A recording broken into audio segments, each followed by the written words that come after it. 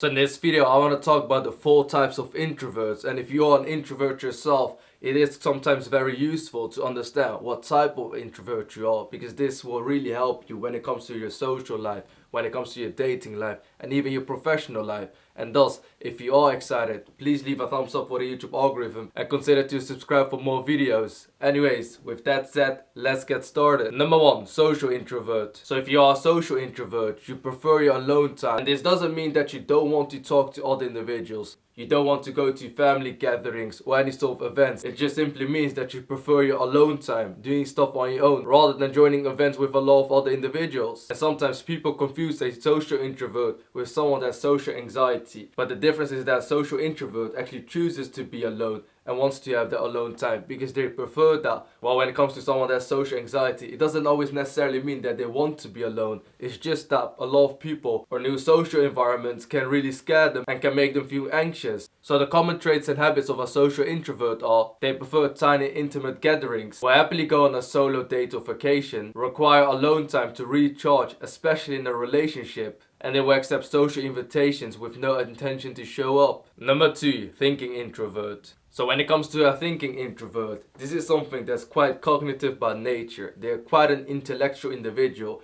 and they feel their best when they're studying, they're learning, they're researching, they're investigating, or anything else where you require cognitive ability. These are the types of people that if you ask them a question, they'll usually say, let me think about it. Because if you are someone that whenever someone asks you a very straightforward question, you take a lot of different variables into account. You look at the question from a lot of different angles and perspective, then you are a thinking introvert. Because every time someone asks you a question, you just literally get lost in your own mind. And this is because you're thinking of the best way to tackle the question. And the common traits and habits of a thinking introvert are that they're more introspective than the average introvert, that they are prone to lean more towards cognitive activities that will challenge their brains. They are individuals that are generally not really reactive and will take some time to think about the answer. And they're also super self-aware. Number 3, anxious introvert. So the anxious introvert is an individual that always looks on edge, looks very nervous, and this is the type of introvert that tries to avoid any sort of social interaction, especially with new individuals, because they know that this will further stimulate their anxiety. And these types of introverts can come across as defensive and rude, but all they are doing is to protect themselves, because their self-defense mechanism starts to kick in